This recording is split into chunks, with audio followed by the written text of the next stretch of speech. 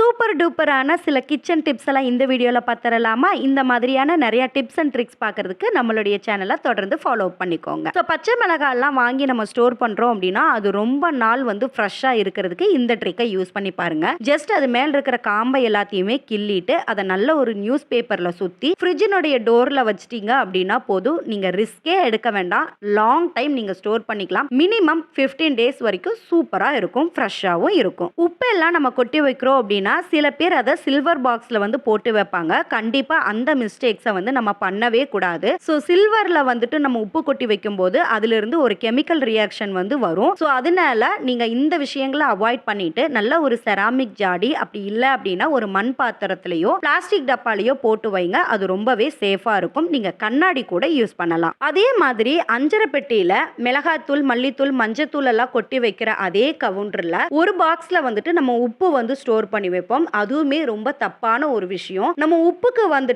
உள்ள இருக்கக்கூடிய எல்லா விஷயங்களையுமே அப்சர்வ் பண்ணி வச்சுக்கும். எந்த பொருளையும் கெட்டு போகாம பதப்படுத்தி வச்சிருக்கக்கூடிய தன்மை இருக்கு. ஸோ நீங்க அஞ்சரை பெட்டியில உப்பு கொட்டி வச்சிருந்தீங்க அப்படின்னா அந்த தன்மையினால மஞ்சத்தூள், மிளகாய் தூள் இருக்கிறனுடைய எல்லா தன்மையுமே இந்த உப்பு அப்சர்வ் பண்ணிக்கும். ஸோ அதுல எந்த ஒரு ஃபிளேவருமே இல்லாம போயிடும். எல்லா ஃபிளேவருமே உப்பு அப்சர்வ் பண்ணிக்கிற மாதிரி ஆயிரும். ஸோ அஞ்சரை பெட்டியில இனிமேல் உப்பு கொட்டி வைக்காதீங்க. தனியா ஒரு இடத்துல கொட்டி வைங்க. நம்ம வீட்டில் எல்லாருக்குமே தனித்தனியான ஃபோன் இருக்கு. ஸோ அவங்களுக்குன்னு தனியான ஒரு சார்ஜரோ கொடுத்துருப்பாங்க. ஸோ மற்ற சார்ஜரில் போட்டோம் அப்படின்னா சார்ஜர் ஆகிறது ரொம்பவே டைம் எடுத்துக்கும். நம்மளுடைய சார்ஜரை தேடி கண்டுபிடிக்கிறதே ஒரு பெரிய ப்ராசஸாக இருக்கும். இனி அந்த மாதிரி ரிஸ்க் எடுக்காம இருக்கிறதுக்கு இந்த ட்ரிக்கை யூஸ் பண்ணி பாருங்க. ஸோ ஜஸ்ட் உங்க வீட்டில் இருக்கக்கூடிய சார்ஜரில் யாருடைய சார்ஜரோ அவங்களுடைய போட்டோவை அதில் இந்த மாதிரி ஸ்டிக் பண்ணி வச்சிட்டீங்க அப்படின்னா ஈஸியாக ஐடென்டிஃபை பண்ணி எடுத்துக்கலாம். கன்ஃபியூஸ் ஆக வேண்டிய தேவையே இருக்காது. சில நேரங்களில் நம்மளுக்கு முட்டையினுடைய வெள்ளைக்கரு மட்டும் நம்மளுக்கு தேவைப்படும். அதுக்காக நிறைய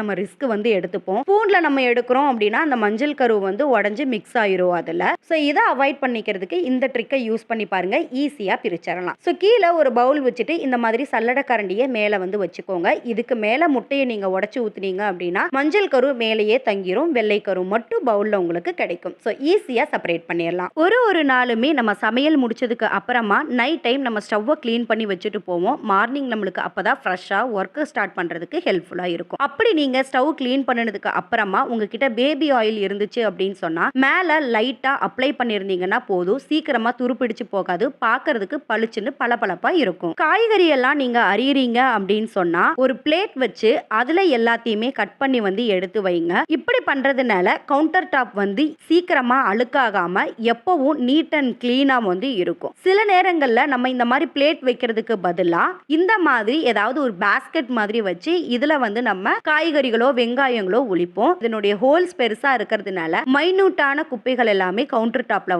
சேர்ந்துரும். திரும்ப நம்ம அதை தனியா கிளீன் பண்ற மாதிரி இருக்கும். அதுக்கு பதிலா இந்த மாதிரி ஒரு பிளேட் வச்சு நீங்க கிளீன் பண்ணீங்க அப்படின்னா ஈஸியா குப்பையில த்ரோ பண்ணிட்டு போயிட்டே இருக்கலாம். உங்களுடைய டைமும் சேவ் ஆகும், கிளீனிங் பண்ற ப்ராசஸும் சேவ் ஆகும். காய்கறிகள் அறியறது, வெங்காயம் உரிக்கிறதுன்னு பண்ணணும் அப்படின்னா அந்த பண்ணி முடிச்ச உடனே நீங்க கட் பண்ண கத்தியையும் கட்டிங் போர்டையும் இம்மிடியட்டா வாஷ் பண்ணி எடுத்து வச்சிருங்க. இது மூலமா அதுல உருவாகக்கூடிய பேட் ஸ்மெல்ல அவாய்ட் பண்ணிக்கிறதுக்கு முடியும். பேட் ஸ்மெல் எல்லாம் வந்துருச்சு, ஃபங்கஸ் ஆயிருச்சு அப்படின்னா அதை நம்ம தனியா கிளீனிங் ப்ராசஸ் பண்ற மாதிரி இருக்கும். ஸோ அந்த ரிஸ்கை எடுக்காம இம்மிடியட்டா நீங்க வாஷ் பண்ணி வச்சிட்டீங்க அப்படின்னு சொன்னா இந்த எல்லா வேலைகளுமே ஈஸியா முடிச்சிடலாம். குழம்புக்கு சாந்தெல்லாம் அரைக்கிறோம் அப்படின்னா அரைச்ச உடனே கையோட மிக்ஸி ஜாரையும் வாஷ் பண்ணி எடுத்து வச்சிருங்க. இதனால அந்த சாந்திலிருந்து வரக்கூடிய வாசம், பச்சை வாசம் இதெல்லாமே சீக்கிரமா அவாய்ட் பண்ணிக்கலாம். அண்ட் அதே மாதிரி அந்த சாந்து நல்லா ட்ரையா பிடிச்சிருச்சு அப்படின்னா வாஷ் பண்றதுக்கு ரொம்பவே கஷ்டமா இருக்கும். ஊற வச்சு அதுக்கப்புறமா கை வலிக்க தேய்க்கிற மாதிரி இருக்கும். இதை எல்லாமே குறைச்சிக்கிறதுக்கு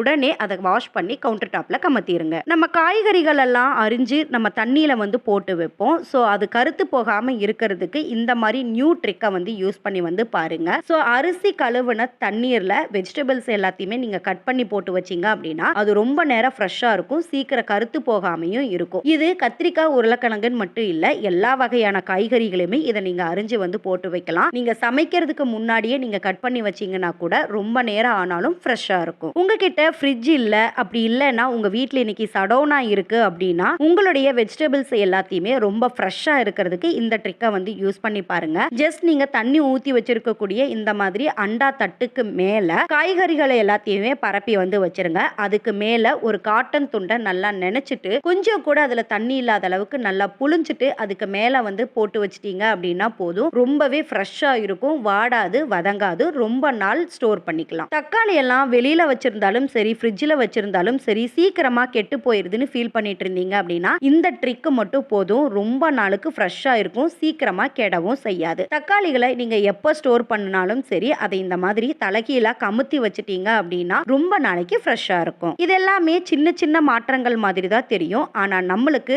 ரொம்ப பெரிய பலன்களை வந்து உங்களுக்கு கொடுக்கும். இந்த ட்ரிக்கை உங்களுடைய கிச்சன்ல யூஸ் பண்ணி பார்த்துட்டு எப்படி இருக்குன்னு கமெண்ட்ஸ்ல சொல்லுங்க. குக்கர் அண்ட் பால் பாத்திரத்துல எல்லாம் இந்த மாதிரி ஸ்க்ரூ வந்து இருக்கும். அடிக்கடி நம்ம வாஷ் பண்ணும்போது இது லூஸ் ஆயிரும். சம்டைம்ஸ் ஸ்க்ரூ வந்து மிஸ் ஆகிறதுக்கான சான்சஸும் இருக்கும். கண்டிப்பா எல்லாருடைய வீட்லயுமே இந்த மாதிரி ஏதாவது ஒரு பாத்திரத்துல கைப்பிடி இல்லாம இருக்கும். ஸோ இனி இந்த பிரச்சனைகளை எல்லாமே தவிர்த்துக்கிறதுக்கு இந்த சின்ன ஹேக் வந்து போதும். இந்த ஸ்க்ரூவை நல்லா லூஸ் பண்ணி எடுத்துட்டு இதுல நெயில் பாலிஷ் வந்து நல்லா வந்து அப்ளை பண்ணி விட்டுருங்க. நல்லா காஞ்சதுக்கு அப்புறமா திருப்பியும் நீங்க இதை அப்ளை பண்ணிட்டு நல்லா ஸ்க்ரூ பண்ணிட்டீங்க அப்படின்னா போதும். டைட்டா உங்களுக்கு ஃபிட் ஆயிரும். நட் எல்லாமே மிஸ் ஆகிறதுக்கான வாய்ப்பை வந்து தடுத்தரலாம். ரொம்ப நாளைக்கு ஸ்ட்ராங்காகவும் இருக்கும். கண்டிப்பா ட்ரை பண்ணி பாருங்க. நீங்க மட்டும் டெய்லி பர்ஃப்யூம் போட்டா போதுமா? உங்களுடைய பீரோக்கு நியூவான ஒரு பர்ஃப்யூம் வந்து கொடுக்கலாமா? நீங்க எப்போ பீரோ திறந்தாலும் சரி, நல்லா ஃப்ரெஷ்ஷா இருக்கிறதுக்கு இந்த ட்ரிக்கை வந்து யூஸ் பண்ணி வந்து பாருங்க. அரிசி கொஞ்சமா எடுத்துக்கோங்க, அது கூட பச்சை கற்பூரத்தை கொஞ்சமா ஆட் பண்ணிக்கோங்க. இதை ஒரு நியூஸ் பேப்பர், டிஷ்யூ பேப்பர் இல்லது ஒரு கிளாத், இது எல்லாத்துலயுமே போட்டு ஒரு முடிச்சு மாதிரி ரப்பர் பேண்ட்ல வந்து போட்டுக்கோங்க. போட்டுட்டு அதை வந்துட்டு நீங்க பீரோல வச்சிட்டீங்க அப்படின்னா எப்பவுமே ஃப்ரெஷ்ஷா இருக்கும். ஒரு நியூ பர்ஃப்யூம் ஸ்மெல் வந்துட்டு உங்களுடைய பீரோ ஓபன் பண்ணும் போதெல்லாம் வரும். கிச்சன்ல மேக்ஸிமம் நடக்கிற ஒரு மிஸ்டேக் அப்படின்னா உப்பும் காரமும் அதிகமாகிறது தான். ஒருவேளை நீங்க செய்யக்கூடிய குழம்புல உப்பு அதிகமாயிருச்சு அப்படின்னா இந்த ட்ரிக்கை வந்து யூஸ் பண்ணி பாருங்க. ஒன்றும் இல்லை, ஜஸ்ட் ஒரு துண்டு தேங்காவை நல்லா பொடியா நறுக்கிட்டு மிக்ஸி ஜார்ல போட்டுக்கோங்க. அதை நல்லா பைன் பேஸ்டா அரைச்சி எடுத்துக்கோங்க. அதை குழம்புல சேர்த்துட்டீங்க அப்படின்னா போதும். காரமா இருந்தாலும் சரி, உப்பு அதிகமா இருந்தாலும் சரி, உடனே கட்டுப்பட்டுரும். டேஸ்டும் வேற லெவல்ல இருக்கும். தேவைப்பட்டுச்சு அப்படின்னா அந்த தேங்காய் கூட கொஞ்சம் கசகசா சேர்த்துக்கோங்க.